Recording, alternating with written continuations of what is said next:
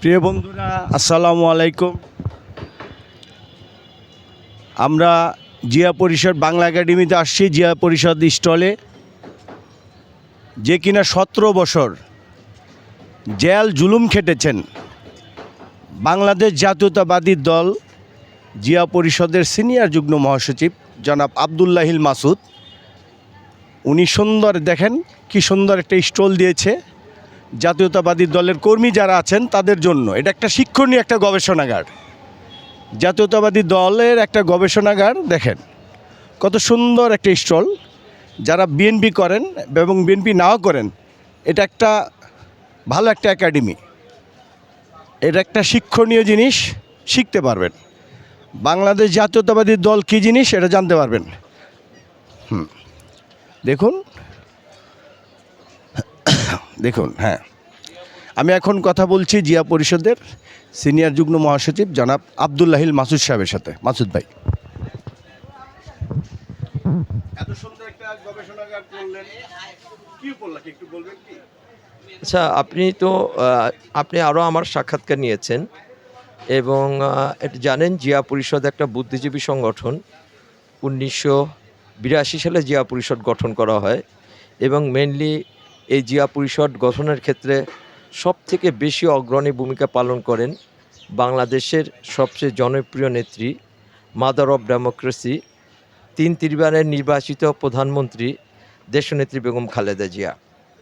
এবং যেই সময় জিয়া পরিষদ গঠন করা হয় ওই সময় বাংলাদেশে কোনো জাতীয়তাবাদী ব্লকের কোনো বুদ্ধিজীবী সংগঠন ছিল না। জিয়া পরিষদের মাধ্যমে বাংলাদেশে জাতীয়তাবাদী বুদ্ধিজীবীরা একটা প্ল্যাটফর্ম পেয়েছিল এবং জিয়া পরিষদ একটা গবেষণাধর্মী প্রতিষ্ঠান।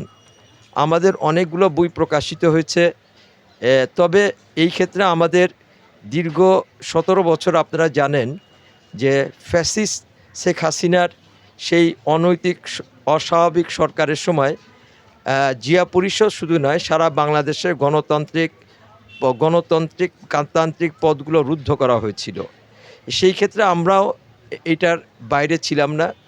দীর্ঘ 17 বছর পরে আমরা মেনলি 2025 সালে আমরা 5ই আগস্টের পর ফার্স্ট এইখানে একটা স্টল দিই জিয়া পরিষদের নামে এবং পরবর্তীকালে এই বছরে আমাদের আমরা স্টল দিয়েছি দ্বিতীয়বার। আমাদের কিছু প্রকাশনা আছে এবং আমরা চাচ্ছি জিয়া পরিষদটাকে মানুষ জানুক, আমাদের বই পড়ুক। বাংলাদেশে যিনি স্বাধীনতা সংগ্রামে অগ্রণী ভূমিকা পালন করেছিলেন, বাংলাদেশের সবচেয়ে জনপ্রিয় জাতীয় নেতা আমি বলি বাংলাদেশের স্বাধীনতার ঘোষক, বীর মুক্তিযোদ্ধা শহীদ রাষ্ট্রনায়ক জিয়াউর রহমান বীর উত্তমের নামে জিয়া পরিষদ। এবং এই পরিষদে আমরা নিজেদেরকে গর্ব অনুভব করি যে জিয়া পরিষদ জিয়াউর রহমানের নামে এই সংগঠনটি এবং জিয়া পরিষদের জিয়াউর রহমানের নীতি আদর্শ এগুলি আমরা তুলে ধরার চেষ্টা করি। রাষ্ট্র পরিচালনার ক্ষেত্রে স্বল্পকালীন শাসন ব্যবস্থায় জিয়াউর রহমান সাহেবের সফলতাগুলো আমরা এখানে তুলে ধরার চেষ্টা করি। আমরা অনেকগুলো প্রকাশনা করেছি এবং সামনে আমরা আরও প্রকাশনা করব, এই আশা আমরা ব্যক্ত করি আর কি। তো যারা বইপ্রেমী, জি, যারা বইপ্রেমী জাতীয়তাবাদী দল যারা করেন এবং যারা নাও করেন, তাদের উদ্দেশ্যে আপনি কিছু বলেন। আচ্ছা, বই তো আপনার মনে করেন আত্মার পরিশুদ্ধির একটা খোরাক। আপনি বই পড়লে অনেক কিছু জানতে পারবেন।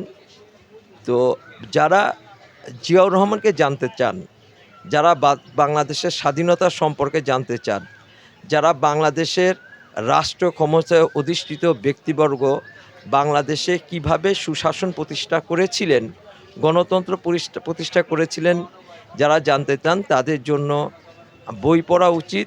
এবং শুধু বাংলাদেশ না, সারা বিশ্বে যে কোনো জ্ঞান অর্জনের ক্ষেত্রে বইয়ের বিকল্প কোনো রাস্তা নেই। এই জন্য আমরা বলি যে আপনারা যারা বই প্রেমিক আছেন তারা আমাদের স্টলে আসুন, বাংলা একাডেমি স্টলে আসুন, আমাদের বইগুলো দেখুন এবং বই পড়ুন। যদিও পবিত্র মাহে রমজানের কারণে এই বছরে বই মেলায় জনসমাগম তেমন একটা বেশি না, তারপরও যা আছে সেটাও আলহামদুলিল্লাহ। এবং আমরা আশা করি আপনার আস্তে আস্তে জনসমাগম বাড়বে এবং মানুষ বই কিনবেন আমাদের কাছ থেকে। ধন্যবাদ আপনাকে। ধন্যবাদ। সবার আগে বাংলাদেশ খবরকে।